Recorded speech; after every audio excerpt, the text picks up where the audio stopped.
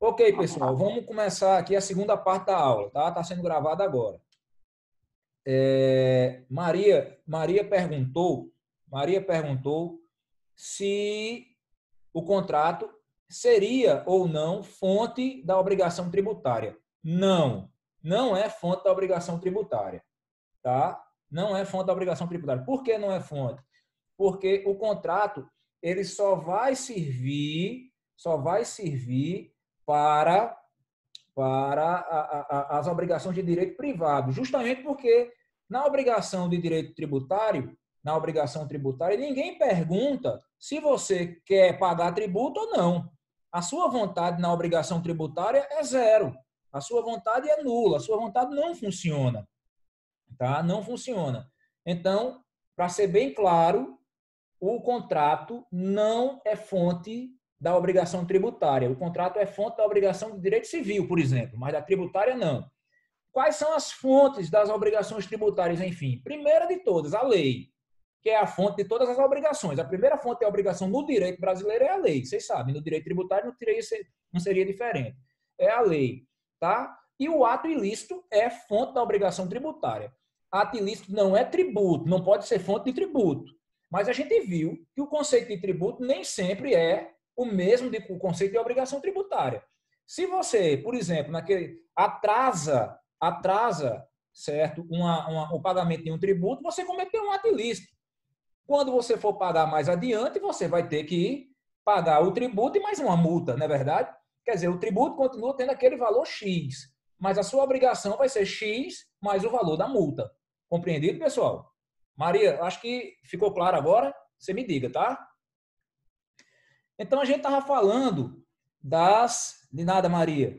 A gente estava falando das características da obrigação tributária, tá? A gente estava falando aqui, tá? Deixa eu admitir mais 2 alunos aqui, Gabriel e Aécio. Pronto. Vou compartilhar com vocês mais uma vez a tela que a gente estava vendo aqui. Vou compartilhar a tela. Ok, pessoal. Tá aqui, ó. A obrigação tributária principal ou acessória. Só tem esses 2 tipos. A gente estava falando das características da obrigação principal. É uma obrigação de dar, é uma obrigação de natureza pecuniária e o seu fato gerador é previsto em lei. Eu consegui explicar para vocês até aqui, tá? É previsto em lei, tá? E o artigo 113, parágrafo 1º do CTN, fala o seguinte: a obrigação principal surge com a ocorrência do fato gerador e tem por objeto o pagamento de tributo ou penalidade pecuniária. Está vendo aqui, ó? Está vendo que no conceito de obrigação tributária pode ter penalidade pecuniária. Aquela velha história. Se você comete um ato ilícito, vai vir uma penalidade pecuniária para você pagar. E essa penalidade vai compor a obrigação tributária. Tá? Então, nesse caso, não dá para se confundir com o conceito de tributo. Repetindo, a obrigação principal surge com a ocorrência do fato gerador, tá? Surgiu o fato gerador, nasceu a obrigação de pagar tributo, que é a obrigação principal, e tem por objeto o pagamento de tributo ou penalidade pecuniária e extingue-se juntamente com o crédito dela decorrente. E o que é que isso aqui quer dizer? Quer dizer que, a partir do momento em que você paga, a partir do momento em que você dá o dinheiro e paga o Estado, a sua obrigação vai acabar. Sua obrigação já era. Então, ela vai se extinguir. Aí a gente vai agora para a obrigação acessória, pessoal, que é o segundo tipo de obrigação. Quais são as características? Obrigação de fazer ou não fazer. Ó. Enquanto que a obrigação principal era a obrigação de dar, aqui é uma obrigação de fazer ou não fazer. Tá? A natureza aqui não é pecuniária, é instrumental ou operacional. Você não vai pagar nada para cumprir uma obrigação acessória. Você só vai ter que fazer ou não fazer alguma coisa. Exemplo, preencher um livro contábil ou um livro fiscal é uma obrigação acessória. Emitir nota fiscal, emitir cupom fiscal é obrigação acessória. Fazer uma declaração de um imposto, como a declaração do imposto de renda, que vocês sabem que foi adiada agora, para o dia 30 de junho, é uma obrigação acessória, tá? Você não paga nada para fazer isso, mas você tem que fazê-la como uma forma de ajudar a operacionalização da fiscalização e da cobrança do tributo. Por isso que se fala que a obrigação tributária acessória ela é instrumental, porque ela vai instrumentalizar, ela vai dar instrumentos ao fisco para poder te fiscalizar bem e te cobrar aquilo que realmente você pode e deve pagar, tá? Outra característica da obrigação acessória é o fato gerador previsto na legislação. Aí você vai dizer, não é a mesma coisa da outra, não. Aqui na principal, o fato gerador é na lei, ó. Na lei.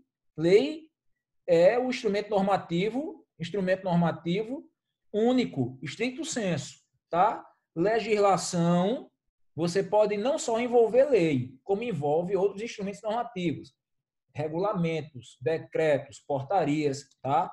Então, o fato gerador da obrigação acessória é previsto na legislação, tá? E o outro, tão somente na lei. E outra diferença entre a obrigação no direito civil, no direito privado, e a obrigação no direito tributário, que é a obrigação do direito público, é a independência da obrigação principal em relação à acessória.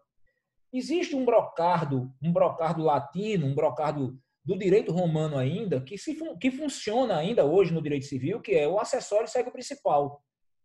Ou seja, na obrigação de direito civil, por exemplo, a obrigação principal civil, ela sempre vai ter um protagonismo e a acessória sempre vai estar ali atrelada a ela. Para onde a obrigação principal for, no direito civil, repito, a obrigação acessória de direito civil a acompanha. Já a obrigação tributária, ela é diferente, tá? Porque a obrigação principal, ela é importante, ela é principal, mas a acessória, ela tem o protagonismo dela, tá? Até existem situações em que a obrigação acessória vai existir, vai haver, e a obrigação principal não vai haver. O maior exemplo disso é uma pessoa que seja isenta de pagar imposto de renda, recebe dinheiro, mas está dentro daquela faixa de isenção, tá? Deixa eu encerrar aqui o compartilhamento. A pessoa recebe dinheiro, mas está naquela faixa de isenção. O que é que acontece? Ela não tem necessidade de pagar tributo. Ela não tem necessidade de dar dinheiro ao fisco federal, com fins de pagar imposto de renda. Por quê? Porque ela está naquela faixa de isenção. Mas ela tem que fazer uma declaração. Ela tem que explicar para o fisco e tem que declarar ao fisco que está na faixa de isenção. Do contrário, o fisco pode não saber ou pode não reconhecê-la como uma pessoa que tem o direito a não pagar o tributo. Então, você perceba que, nesse caso, a pessoa não vai pagar absolutamente nada de dinheiro, ou seja, a obrigação principal vai ser zero, mas a obrigação acessória subjaz. A obrigação acessória vai continuar. A obrigação acessória vai existir, tá? Então, vamos supor, uma pessoa que ganha um salário mínimo. Vamos imaginar que o rapaz da limpeza do IESP lá, ele ganha do IESP um salário mínimo por mês e tem o 13º dele, as coisas dele, tá? Então, o CNPJ IESP vai pagar o CPF de Pedro ou de João, por exemplo, tá? O salário mínimo. Por sua vez, o CPF de João, né? João, que é o CPF X, vai receber do CNPJ IESP um salário mínimo. Ele vai ter, tanto o IESP quanto o João vão ter que informar isso ao fisco. João, por receber um salário mínimo por mês, quando se juntam 12 meses e mais o 13º dele, não vai dar, vai estar ainda no limite isencional. O João não vai precisar pagar tributo. Mas ele vai ter que declarar. Ele vai ter que dizer ao fisco, olha, eu recebi aqui do IESP um salário mínimo por mês, está aqui. Ou seja, não houve obrigação principal para o João, mas houve a obrigação dele acessória, de cumprir, de fazer alguma coisa, qual seja de fazer a declaração de imposto. Tá? Mais uma vez aqui compartilhando a tela para que vocês vejam a definição legal de obrigação acessória. Tá? Para cá, o artigo 113, parágrafo 2º do CTN diz o seguinte: a obrigação acessória decorre da legislação, ó, aquilo que eu deixei aqui também frisadinho, bacaninha, da legislação tributária, e tem por objetos prestações positivas ou negativas, fazer ou não fazer, nela previstas, no interesse da arrecadação ou da fiscalização. Ou seja, essas obrigações, elas têm, digamos assim, a grande função de facilitar, de instrumentalizar, de operacionalizar os atos administrativos de fiscalização, de arrecadação e até de posteriormente, né, de averiguação do tributo que a pessoa deva ou não. Para terminar o artigo 113, a gente tem o parágrafo 3º que fala da inobservância da obrigação acessória. Ele diz o seguinte: a obrigação acessória, pronto, está chegando mais gente aqui, Uriel está chegando. A obrigação acessória, pelo simples fato da sua inobservância, ó só, converte-se em obrigação principal relativamente à penalidade pecuniária. Vê só, eu não gosto muito dessa redação por conta desse verbo converter aqui, ó, tá? Desse reflexivo, converte-se aqui. Na verdade, a obrigação acessória, ela nasce acessória e morre acessória. A obrigação principal nasce principal e morre principal, tá? Não tem essa história de a obrigação acessória se transformar na obrigação principal, feito uma lagarta se transforma numa borboleta. Não tem isso, tá? Agora, o que se está dizendo é o seguinte, é que se você tem uma obrigação acessória para cumprir, seja você declarar um imposto de renda, emitir um cupom fiscal, preencher uma guia, manter a escrituração contábil e fiscal em dia, tudo isso é obrigação acessória, certo? Se você, tendo essa obrigação acessória, não a faz, simplesmente inobserva, certo? Você cometeu um ato ilícito. E o que é que acontece quando você comete um ato ilícito? Você vai ter que pagar uma multa, tá? E multa é obrigação tributária principal. Aí você vai me dizer, mas multa não é obrigação acessória, não? Não, multa não é obrigação acessória. Você cumpre, por exemplo, uma multa. Você paga uma multa fazendo ou não fazendo alguma coisa no direito tributário? Não. Você paga uma multa gastando dinheiro, dando dinheiro. Então, a multa é uma obrigação de dar. Então, entendam, repetindo, a obrigação acessória, ela nasce e morre acessória. Ela não vai se converter em obrigação principal, tá? A obrigação principal, ela nasce e morre a obrigação principal. Ela também não vai se converter em obrigação acessória. Agora, se você tem uma obrigação acessória para fazer e você não faz, o que é que vai acontecer? Você cometeu um ato ilícito, uma conduta antijurídica, e você vai ter que pagar por isso, tá? Você vai ter que pagar por isso. Nesse caso, o que é que acontece? Vai surgir uma multa para você pagar. Aqui uma pergunta de Cristiane. Com essa pandemia, pode o Estado deixar os pagamentos dos funcionários? Será não pagos ou diminuídos? Pois estão sem recolher ICMS de forma reduzida. Bom, o que eu acho que ela quis dizer é o seguinte: com a pandemia, o Estado pode deixar de pagar funcionário? Bom, é a tal história. Essa pandemia, pessoal, é, acima de tudo, um fato de força maior, tá? É um evento de força maior. E está afetando a economia diretamente. Com certeza, os cofres dos estados vão deixar de receber, até porque os estados, a União, os municípios estão todos, digamos assim, prorrogando prazos, estão não digo perdoando, mas dando umas certas moratórias para pagamento, essa coisa todinha. Então, pode ser que falte dinheiro, né? Eu acho que a saúde vai ser priorizada e o pagamento de funcionário, mas se não tiver dinheiro, o que é que vai se fazer? Nada, né? Tanto para o Estado quanto para o particular, você só consegue pagar uma dívida se tiver dinheiro, por mais obrigação que você tenha. Se você realmente não tiver nenhum dinheiro, como é que você vai pagar? Né? Então, pode acontecer sim, né? Pode acontecer. Agora, antes disso acontecer, eu acho que o governo federal ajuda, enfim, né?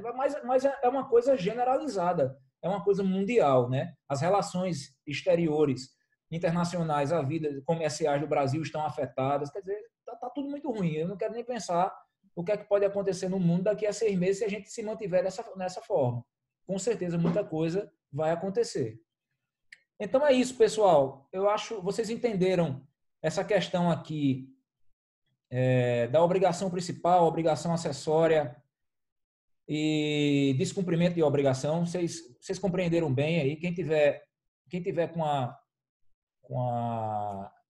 a telinha aí aberta, tá? Dá um feedback ou então até aqui. Se tiverem alguma dúvida, por favor, mandem por escrito, ou de repente abram o vídeo, aí o áudio e a gente fala, tá?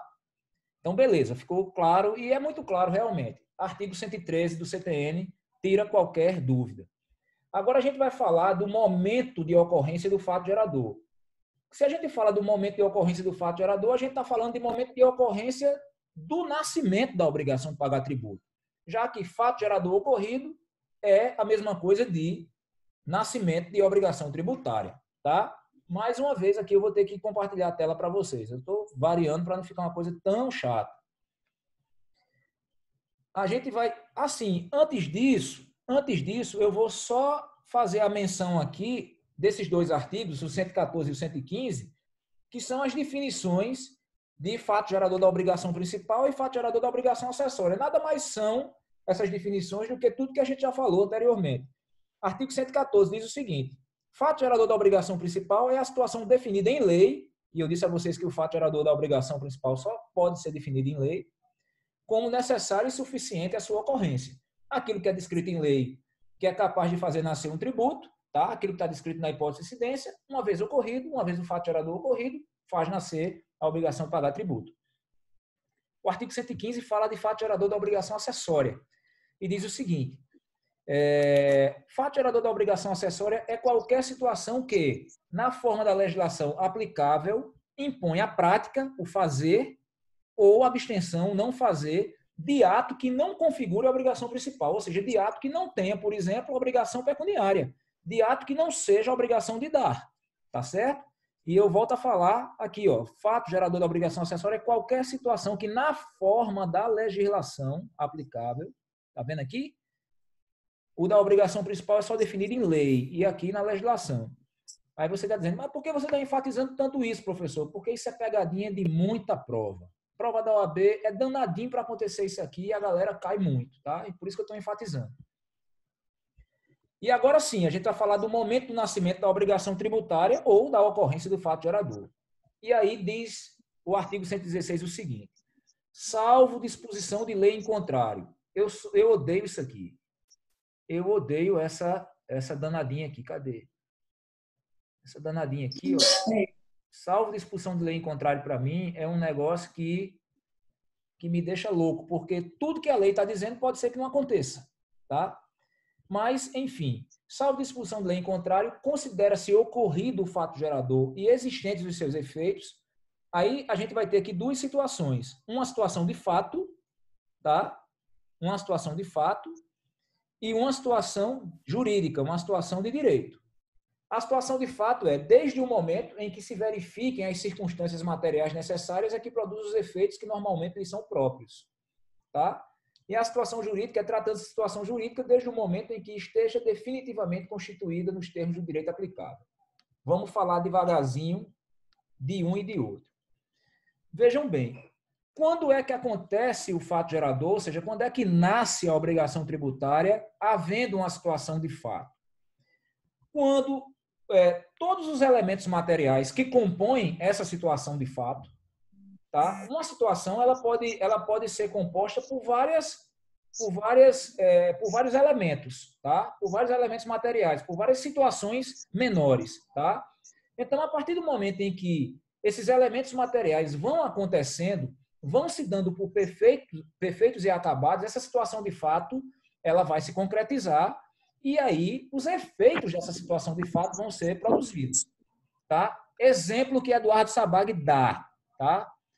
Contratação de um pintor para fazer um quadro de família, tá? Para fazer um quadro de família. Deixa eu interromper aqui interromper o compartilhamento. Vamos imaginar que uma família contratou um pintor para fazer o seu quadro, fazer o seu desenho, o seu quadro, tá? Evidentemente que isso é um serviço personalíssimo. E aí o cara aquele que está contratando vai dizer, eu quero um quadro de tanto por tanto, de 1,5 m por 1 metro, por exemplo, em óleo sobre tela, eu quero que ele esteja todo emoldurado quando você me entregar, eu quero que você venha aqui pintar a minha família, toma aqui a foto que eu quero que você esboce e tal, tudo bonitinho. E a gente deixa esse prazo de 120 dias para você me entregar. Perceba que nesse contrato existem várias condições, tá? Várias condições.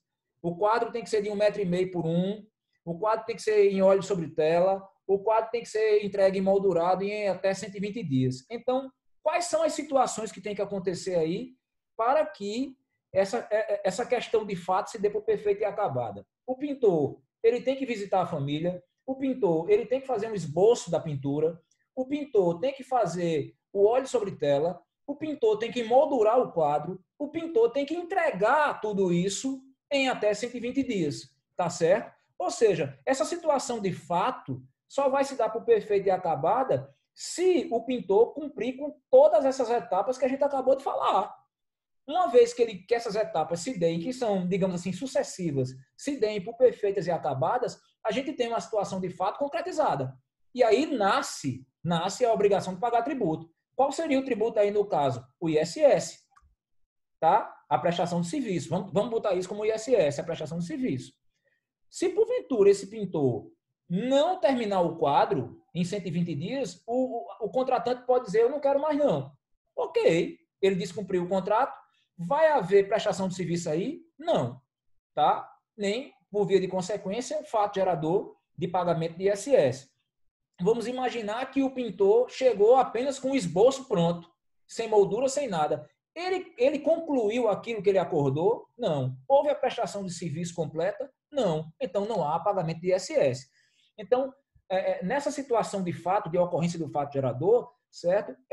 A gente tem que entender a situação como perfeita e acabada quando tudo que disser respeito, todas as questões materiais que disserem respeito à situação de fato, realmente acontecerem, certo?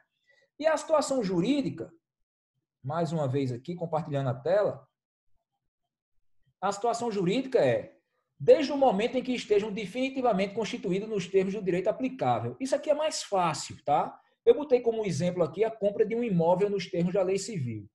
Vamos imaginar aqui que eu compre o imóvel de Maria, tá? Eu compro o imóvel de Maria. E aí a gente celebrou uma promessa de compra e venda e tal. Eu paguei todo o imóvel, mas eu tenho dito a Maria o seguinte, olha Maria, eu agora estou sem dinheiro para fazer a escritura, pagar o ITBI e tal, gastei tudo que eu tinha, me dá um tempo aí, me dá uns 6 meses para eu poder fazer esse negócio. Bom, perceba que existe um documento de promessa de compra e venda, mas eu ainda não sou proprietário de direito desse imóvel. O IPTU, em tese, ainda vai estar no nome de Maria, porque a proprietária de direito ainda é Maria. A gente pode até dizer no contrato que, a partir do momento em que eu assinei a promessa de compra e venda, todos os encargos decorrentes do imóvel passam para mim. Mas você perceba que a proprietária de direito ainda é Maria. Tá? Quando é que eu vou me tornar proprietário de direito? Quando é que esse fato gerador, por exemplo, de ser proprietário de um imóvel territorial urbano vai acontecer? Quando eu transferir esse imóvel para o meu nome nos termos da lei civil. Quando eu for ao cartório, fizer a transferência, fizer aquela coisa toda, pagar o ITBI, aí sim eu vou ser proprietário de fato e de direito. Por quê? Porque o fato gerador, numa situação jurídica, vai acontecer exatamente nos termos da lei do direito civil. É isso mesmo. Compreendido, pessoal? Muito bem. Falando agora de fatos geradores condicionais. A gente já está acabando, tá? Só para mostrar para vocês aí. É mais corrido mesmo, é mais dinâmico, mas a gente consegue ver tudo. Fatos geradores condicionais. Fatos geradores condicionais já está se dizendo. Existe uma condição. E essa condição é incerta. É uma condição futura. Não existe nada de futuro certo, né? Então, a condição é incerta. E são fatos geradores, e são condições do direito civil. É a condição suspensiva, está aqui, ó, e a condição resolutória, tá? Então, esse artigo 117 vai falar do inciso 2 do artigo 116. Qual é o inciso 2? Situação jurídica da ocorrência do fato gerador, tá? E aí diz o seguinte, Para efeitos do inciso 2 do artigo anterior, salvo disposição de lei em contrário, os atos ou negócios jurídicos condicionais reputam-se perfeitos e acabados da seguinte maneira. 1. Sendo a condição suspensiva, desde o momento de seu implemento. Desde o momento de seu implemento. E aí, eu vou dar novamente exemplo de Eduardo Sabato, que eu achei interessante. E todo semestre eu dou, porque é muito claro. Vocês imaginem aí 3 personagens, tá? O pai, a filha e o genro, tá? Aquela velha história. O pai louco pela filha, tá? E ciumento com o genro. E a filha, digamos que nesse exemplo aí de condição suspensiva, o pai é rico, o pai é endinheirado. A filha queira, a filha seja, digamos assim, traquina, certo? Seja uma menina alvoroçada demais, traquina demais, saidinha demais, e aí o pai não sabe mais o que fazer, enquanto que o genro é um menino muito bom, é um menino muito tranquilo, é um cara muito ordeiro, um cara trabalhador, quer dizer, o cara ficou, o pai, né, o paizão lá, louco para que a filha se case com o genro, tá? Louco para que a filha se case com o genro. E aí a menina não quer, namora o rapaz, mas não quer muita coisa séria. E o pai diz o seguinte: minha filha, eu vou fazer com você um contrato, tá? Se você porventura se casar com fulaninho, eu vou passar para o seu nome uma parte dos bens que eu tenho, que é já a sua legítima, digamos assim, já o seu quinhão, tá? Vou passar aqui aquela casa de praia para o seu nome que você gosta, você vai ter os bens, vai ter a sua parte nas ações da empresa, você vai ganhar um dinheiro bom, você vai ter o carro que você quer, tal. Agora, isso tudo a gente põe no contrato, mas tem uma condição que suspende isso, é o seu casamento. Enquanto você não casar, você não vai ter. Perceba que aí tem uma série de fatos geradores para acontecer. Tem fato gerador de IPTU, tem fato gerador de imposto de renda, tem fato gerador de transferência, tem fato gerador de tudo, tá? Mas ainda não aconteceu, por quê? Porque a menina não se casou. A condição futura e incerta é o casamento, né? Pode ser que a menina não case. Então, o que está suspendendo esse acontecimento do fato gerador é justamente a não ocorrência do casamento. A partir do momento em que a condição seja implementada, ou seja, a partir do momento em que o casamento se dê, o perfeito é acabado, esse fato gerador dá certo. Certo? Compreendido? Muito bem. Agora, a condição resolutória. Vamos imaginar a mesma situação. O pai, a filha e o genro. O pai louco pela filha, apaixonado pela filha, o pai rico. Só que dessa vez a filha é uma mulher maravilhosa, uma moça maravilhosa, só que apaixonou-se por um filho da puta. O cara desculpa a expressão, o cara é um sacana de marca maior. O cara é ruim, o cara é mau caráter, o cara bate na menina, o cara é um cretino, é um criminoso. Mas a menina é arriada os 4 pneus por esse camarada. E o pai já tentou de tudo, certo? Para afastar a filha desse marginal. E a menina só quer o cara e tal, é cega de amor, enfim, apaixonou-se e só quer isso. Como última cartada, o pai chegou e disse: minha filha, eu vou lhe dar agora, nesse momento, a sua parte, o seu quinhão. Você sempre quis ser independente, eu vou lhe dar as ações da empresa que lhe cabem, eu vou lhe dar a casa da praia, eu vou lhe dar o dinheiro X, eu vou lhe dar o carro tal, eu vou lhe dar uma das fazendas, pronto, vai ser tudo agora, nesse momento. Os fatos geradores vão acontecer nesse momento. Agora tem uma condição de resolução, condição de acabar com tudo isso, ou seja, uma condição resolutória. Se você casar com o cara, tudo que eu lhe dei volta para mim. Isso pode ser posto no contrato? Pode. Isso está previsto no Código Civil. Então, você perceba que a primeira situação, que é a condição suspensiva, o fato gerador só vai acontecer a posteriori, quando a condição for implementada. Naquele caso, a condição é o casamento. Nessa situação da condição resolutória, o fato gerador acontece de imediato. As transferências, as doações, tudo que o pai quis fazer com a menina, ele fez. Agora, ele botou uma condição: você pode casar com qualquer pessoa, menos com fulaninho de tal. Se a menina casar com fulaninho de tal, tudo que foi feito para ela vai se desfazer e vai voltar para o pai. Então, o que é que acontece nesse caso, pessoal? A gente vai ter um fato gerador de transferência, por exemplo, dos bens de doação, dos bens do pai para a filha, né? Na condição resolutória, de imediato. E se a filha, porventura, casar, aí vai haver o inverso, né? Porque vai se desfazer a situação e o fato gerador da filha para o pai, das transferências da filha para o pai. Ou seja, é mau negócio de todo jeito. Certo, pessoal? Então, voltando a falar, até porque a gente vai acabar daqui a pouquinho essa reunião e vai encerrar a aula mesmo para não ficar cansativo. No caso de fato gerador de condição suspensiva, certo? A obrigação tributária só vai acontecer se aquela condição for implementada, se a condição se realizar, ou seja, a obrigação tributária só nasce a posteriori, depois do implemento da condição. Na condição resolutória, tá? O fato gerador acontece na hora. Ou seja, nasce a obrigação de pagar tributo naquela hora. Só que, se a condição for implementada, se a condição acontecer, tudo que foi feito vai ser, digamos, desfeito, vai ser anulado, tá? Eu vou dar isso aqui a você. Pronto, um outro exemplo é a Praça da Independência.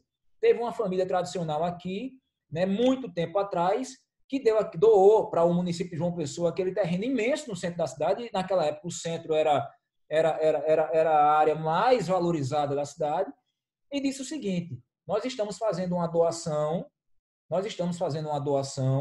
certo, para a cidade, com a condição de que não seja construída absolutamente nada, a não ser uma praça e até um coreto, porque antes nas praças tinha aquele coreto onde tem uma floricultura, eu acho que ainda tem uma floricultura ali em frente ao Sonho Doce, tá? Então, quer dizer, isso é secular já. A partir do momento, então, aquilo foi preservado, a cidade fez, assim, aceitou a doação, mas eu já ouvi falar, por mais de um historiador, inclusive com quem eu conversei, de que existe, na verdade, essa condição resolutória, de que se, porventura, o município construir alguma coisa, aquela praça volta para a família. Certamente não é mais para aquele que doou. Né? Aquele que doou já deve ter morrido há muito tempo, mas vai voltar para a família e a família se resolve. Tá entendendo? Então é isso. Você perceba que a doação foi feita, o fato gerador aconteceu na hora, tudo certo. O município não pagou o tributo porque o município é imune, né? A imunidade recíproca. Não paga IPTU, evidentemente que o município não vai pagar IPTU de um imóvel seu. Não pode cobrar dos outros, quanto mais de si mesmo. Aí é loucura. E não pagou transferência nem nada, ITBI ou alguma coisa, porque, além de ser também um tributo seu, de competência do município, o município é imune, né? Mas aconteceu isso aí. Tá, pessoal? A condição resolutória pode ser revogada? Acredito que sim, tá? Mas pela pessoa que fez a condição, né? Acredito que a pessoa que estipulou a condição, ela pode fazer um aditivo contratual revogando. Mas aquele que está sendo beneficiado, eu não acredito que possa revogar. Né? Senão é muito fácil. Não é isso? Eu vou até procurar saber, porque isso aí é uma dúvida típica de direito civil. Vou encerrar a aula aqui. Ainda tinha mais 2 artigozinhos para a gente ver, mas a gente vê na quinta-feira que vem. Complementa, tá? Esses 2 links, da parte 1 e da parte 2, de obrigação tributária, que foi, digamos assim, 90% já visto, vão estar disponíveis para vocês, assim como os links dos outros vídeos que eu fiz. Tá? Eu vou encerrar aqui agradecendo a vocês, agradecendo a Maria e a Iole pela paciência, tá? Desejando que vocês estejam bem. Vou só mostrar uma jurisprudênciazinha para finalizar mesmo agora no compartilhamento de tela, porque eu só tenho 2 minutos contado de relógio, e dizer que a gente vai se comunicando. Qualquer dúvida, e-mail, qualquer necessidade, quem não tiver meu contato, pede as meninas aí para mandar mensagem para mim, e a gente tem que ir se ajudando mesmo, tá bom? Valeu, pessoal, fiquem com Deus, e eu vou encerrar a aula agora aqui com essa jurisprudência, tá? Mais uma vez compartilhando a tela. Essa jurisprudência é do STJ e ela faz uma diferença aqui, entre a obrigação principal e a obrigação acessória. Está aqui, ó, ministro Napoleão Maia, o número do RESP é esse, na sistemática dos repetitivos. A obrigação tributária acessória tem por escopo facilitar a fiscalização e permitir a cobrança do tributo sem que represente a própria prestação pecuniária devida ao ente público. Ao impor a determinados sujeitos passivos o dever de afixar selos especiais em seus produtos, o ente tributante atua nos moldes do artigo 113, parágrafo 2º, pois se trata de obrigação de fazer no interesse exclusivo do fisco. Por outro lado, não pode ser considerada acessória a obrigação de pagar pelo fornecimento dos selos especiais utilizados para tal controle, haja vista a tipificação dessa cobrança como taxa, a teor do, aqui ficou junto, artigo 77, caput do CTN. De fato, a diferença fundamental entre a obrigação tributária principal e a obrigação tributária acessória é a natureza da prestação devida ao Estado. Enquanto aquela obrigação principal consubstancia a entrega de dinheiro, esta tem a natureza prestacional, fazer ou não fazer ou tolerar. Tá? Eu vou ficar por aqui. Pessoal, muito obrigado, valeu mesmo, tá? E a gente se fala. Semana que vem teremos mais aulas aí, tá bom? Um abração, tudo de bom para vocês. Boa semana, professor. Valeu. Valeu, galera. Tchau.